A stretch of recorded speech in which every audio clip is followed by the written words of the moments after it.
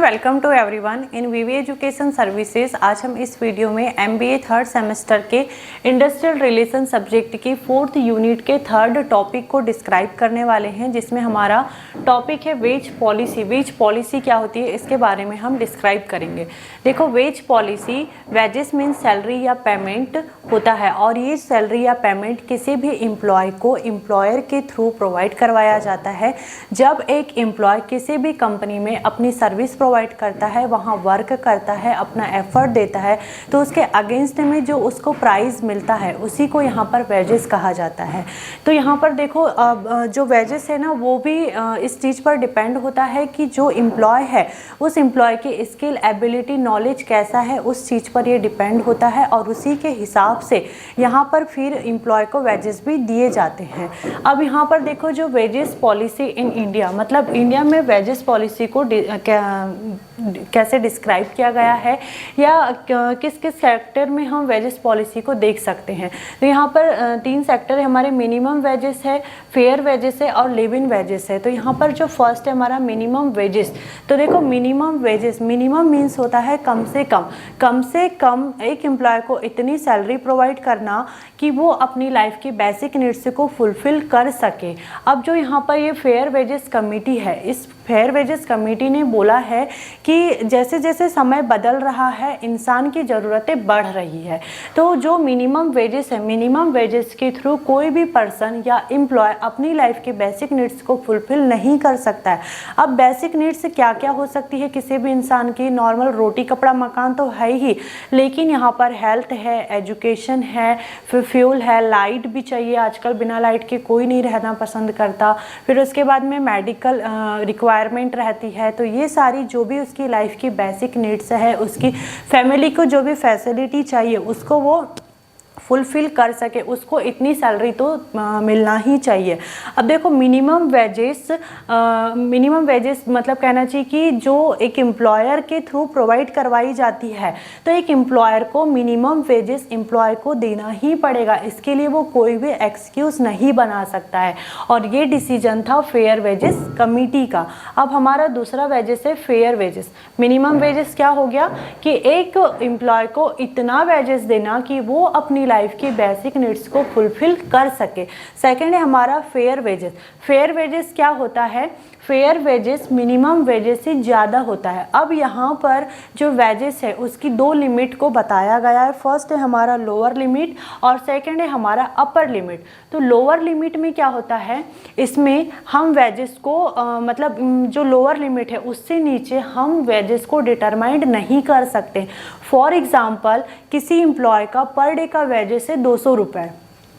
अब उस मतलब जो हमने वेजेस डिसाइड किया, एक वो लोअर लिमिट है 200 रुपये की, एम्प्लॉय को उतना तो देना ही पड़ेगा। उससे नीचे आप उसको 100 रुपये, 50 रुपये या 150 रुपये नहीं दे सकते हो, है ना। 200 रुपये लोअर लिमिट है, आपको उतना देना ही पड़ेगा, उसके लिए आप कोई एक्सक्यूज़ नहीं बना सकते। तो ये क्या है, एक लोअर लिमिट है, उससे नीचे आप उसको पैसे नहीं दे सकते हो। अब जो सेकेंड लिमिट है हमारी अपर लिमिट। तो अपर लिमिट में क्या होता है कि ये इंडस्ट्री की जो कैपेसिटी है, प्रोग्रेस है या ग्रोथ है, उस पर डिपेंड करता है अपर लिमिट। एक इंडस्ट्री की जैसी ग्रोथ होगी, जैसी प्रोग्रेस होगी, एक एम्प्लॉय की वैसी ही वेजेस को डिसाइड किया जाता है। अब इसकी कोई लिमिट नहीं होती है, ये लिमिट बनाता है इंडस्ट्री की ग्रोथ पर। मतलब इंडस्ट्री जितना ग्रोथ करेगी वेजेस भी उतने इंक्रीज होंगे। तो ये 2 लिमिट है यहाँ पर फेयर वेजेस की।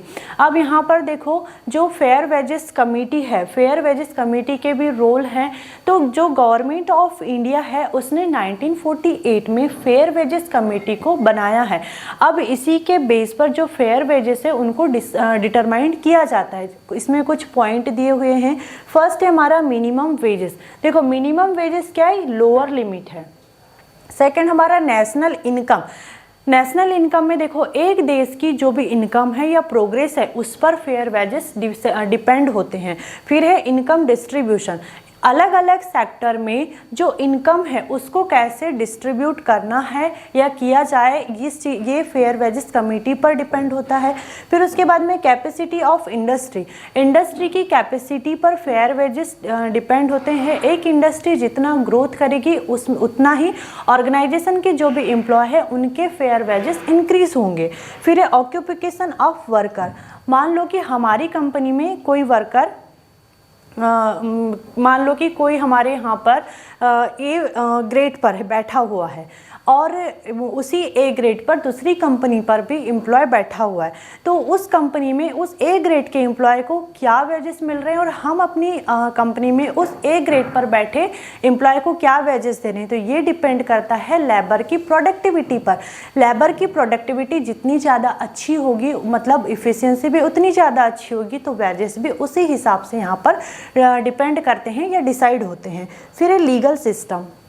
देखो लीगल सिस्टम मैंने यहाँ पर बहुत सारे एक्ट आपको पढ़ाया है। Legal framework of industrial relation second unit में हमने बहुत सारे एक्ट पढ़े हैं।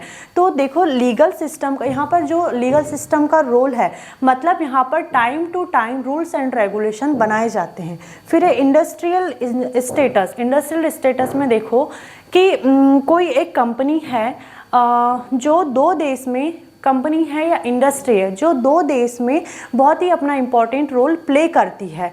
अब कोई कंपनी या इंडस्ट्री बहुत अपना इम्पॉर्टेंट रोल प्ले कर रही है, मतलब वो इम्पॉर्टेंट इंडस्ट्री होगी, वहाँ के जो वेजेस होंगे या वहाँ पर जो वर्कर काम कर रहे होंगे उनके भी वेजेस कैसे होंगे, हाई होंगे, या फिर उसकी जो प्रोडक्टिविटी है वो बहुत अच्छी होगी और उसी पर डिपेंड करेंगे फेयर वेजेस। तो ये सारे पॉइंट थे हमारे फेयर वेजेस कमेटी के और यही रोल है हमारे फेयर वेजेस कमेटी के। फिर उसके बाद में लास्ट हमारा live in wages. Live in wages it is the highest level of wages. अब देखो इसके अंदर जो वेजेस हैं वो कितने होंगे, उनका डायरेक्ट रिलेशन इकोनॉमी के साथ में कैसे होगा, इन सारी चीज़ों को बताया है। अब जैसे जैसे देश प्रोग्रेस कर रहा है तो वहाँ के जो सिटीजन हैं उनका ये हक है कि उनको गुड फैसिलिटी प्रोवाइड करवाई जाए। सिटीजन को जो भी उनकी कहना चाहिए कि स्टैंडर्ड ऑफ लिविंग है उनको बेटर किया जाए। अब यहाँ पर 3 पॉइंट दिए हुए हैं हमारे, इकोनॉमी, इंडस्ट्री और एम्प्लॉयर, इन तीनों का भी इम्पोर्टेंट रोल है। फर्स्ट है इसमें हमारा इकोनॉमी। इकोनॉमी मतलब देश की व्यवस्था। अगर मान लो कि जैसे इनकम बहुत बढ़ रही है, मतलब देश क्या कर रहा है, तरक्की कर रहा है, तो जो लिव इन वेजेस हैं, लिव इन वेजेस भी उसी के हिसाब से तय किए जाते हैं। जैसे इंडिया में बहुत डेवलपमेंट हो रहा है तो उसी हिसाब से यहाँ पर महंगाई भत्ते भी बढ़ाए जाएंगे या फिर जो ग्रेड्स हैं वो बढ़ाए जाएंगे, न्यू जो पे कमीशंस है उनको लॉन्च किए जाएंगे। फिर है इंडस्ट्री। अब यहाँ पर इंडस्ट्री की कैपेसिटी कैसी है उस चीज़ के देखा जाएगा।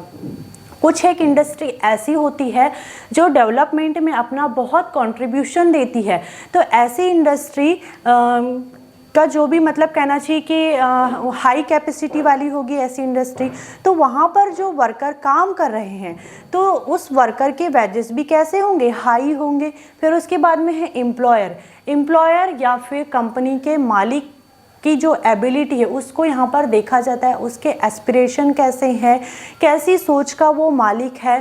कुछ ऑनर या मालिक ऐसे होते हैं जो अपनी प्रॉफिट को एम्प्लॉय के साथ में शेयर करना पसंद नहीं करते हैं। तो ये जो सिस्टम है वो कैसा है, ये प्रोग्रेसिव इम्प्रूवमेंट का सिस्टम है। जैसे जैसे इकोनॉमी की तरक्की होते जाएगी वैसे वैसे वेजेस भी यहाँ पर बढ़ते चले जाएंगे। अब देखो हमने यहाँ पर क्या समझा कि रूल्स एंड रेगुलेशन इंडिया में बनते रहते हैं। कई रूल्स और रेगुलेशन तो स्टेट गवर्नमेंट ने भी बनाया है, जैसे कि मिनिमम वेजेस एक्ट है, फिर है कंपनी एक्ट है, फिर है इक्वल रिम्यूनरेशन एक्ट है, फिर उसके बाद में जैसे नेशनल कमीशन ऑन लेबर है, तो इसमें जो मतलब कहना चाहिए कि जो लेबर है उनके लिए बहुत सारे रिकमेंडेशन है, पे कमीशंस भी है, जिसमें हम महंगाई भत्ते के बारे में और सेल्स के बारे में बात करते हैं। तो ये था वेज पॉलिसी इंडिया में। वेज पॉलिसी क्या होता है? वेज पॉलिसी एक एम्प्लॉयर एम्प्लॉय को देता है जब वो कोई कंपनी में अपनी सर्विस या अपना एफर्ट देता है, उसके अगेंस्ट में उसी को वेजेस कहा जाता है। वेजेस पॉलिसी इंडिया में मिनिमम वेजेस, जिससे वो अपनी लाइफ की बेसिक नीड्स को फुलफिल कर सके, उसको इतना पैसा तो देना चाहिए। फेयर वेजेस में क्या होता है? मिनिमम वेजेस से ज़्यादा होता है और लिव इन ये सबसे हाईएस्ट वेजेस है। तो आई होप आपको ये क्लास समझ आई होगी। Thank you for watching this video.